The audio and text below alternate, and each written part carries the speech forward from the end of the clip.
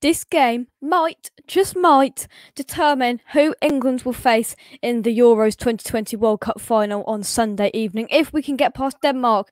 But there is two semi-finals. There are only 3 games of this competition left, and the first one is on is as you are watching this tonight.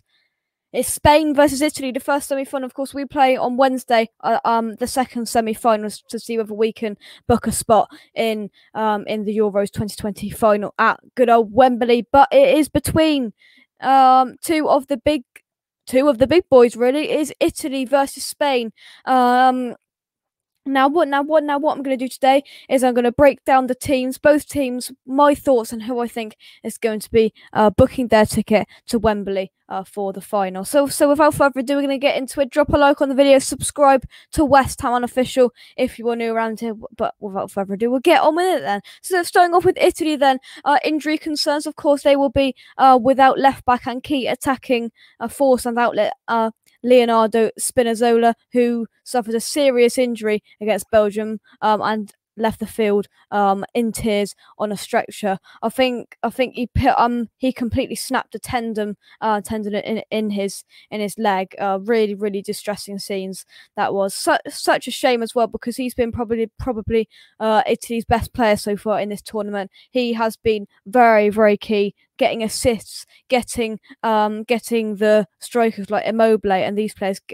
He is their main service to getting goals, really, and they're going to be without him for their maximum of 2 games left in this competition, which is a massive boost for Spain, and really disappointing for Italy. So it will be interesting to see can Italy cope and still put in a good performance and get past Spain without one of their main attacking outlets? But moving past Spinazzola, then Chiellini returned from injury against Belgium and will continue alongside Leonardo Bonucci at the back, we are sure. Italy, apart from that, have no injury and suspension concerns. With Spain, then Spain only have one long-term absentee injury, which is Ansu Fati. They will need to cover from 2 periods of extra time in the knockout stages, though. Yeah, so sorry, I read that really wrong. They will need to recover from 2 periods of extra time in the knockout stages. So if any team's going to be a bit fatigued, a bit tired towards the end of the game, it's going to be Spain, because they've gone a distance both times in their round of 16 and quarterfinals game. In their last 16 game, it went to extra time against Croatia, and in their quarterfinal game against Switzerland, it went all the way to penalties, and it took an injury-ridden, poor penalty shootout performance from Switzerland for Spain to get through. So a little bit lucky in the end, Spain to get through. A little bit lucky. You know who I'm talking to here. But yeah. So moving on. Then so they've already got one player that is going to be out. So I mean, key player from each team that is out. So it's going to be an interesting matchup. Spain have so this now is going to be a little bit of a tactical breakdown of how they play and how it will come together this evening.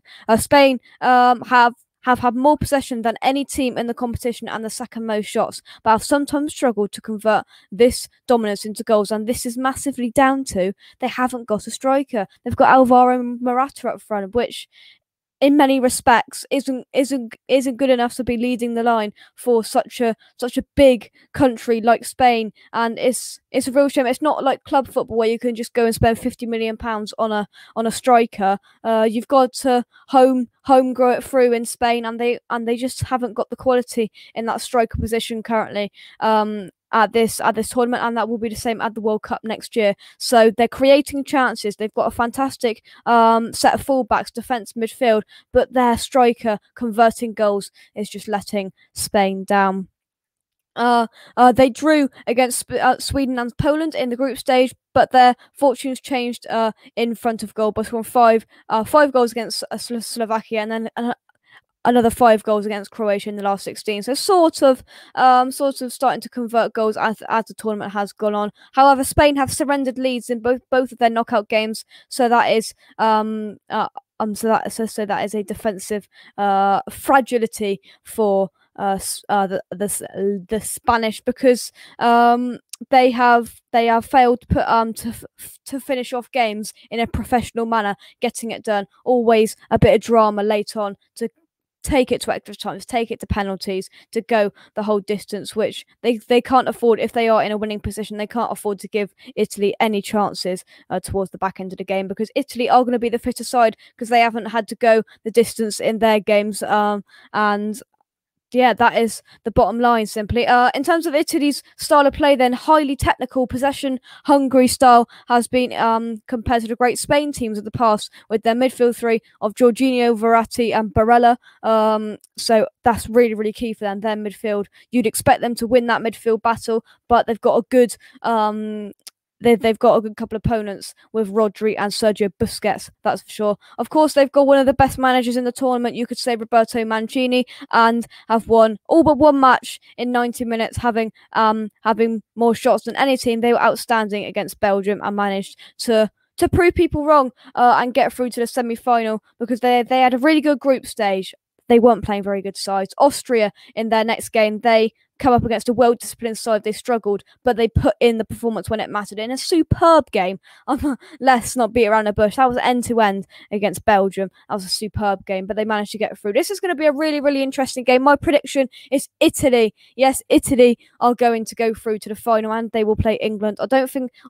I simply don't think Spain will have enough, and I don't think Alvaro Morata is good enough to lead the line and convert the goals that they need, because they will need to take their chances against Italy, because Italy will sure thing take their chances. So Spain need to take their chances when it comes to them. But anything could happen in a Euro tournament knockout game, especially in a semi-final as well. So it will be an intriguing match to see perhaps who England will play in the final of the Euro 2020 campaign. Hopefully we can beat Denmark, but we will know the night before who we can play if we beat Denmark, which is going to be nice. Anyway, that's a short video for you this morning discussing the first semi-final, and of course preview is up tonight on the channel about England versus Denmark. Come on, England. I'm going for an Italy win. And yeah, thank you very much for watching.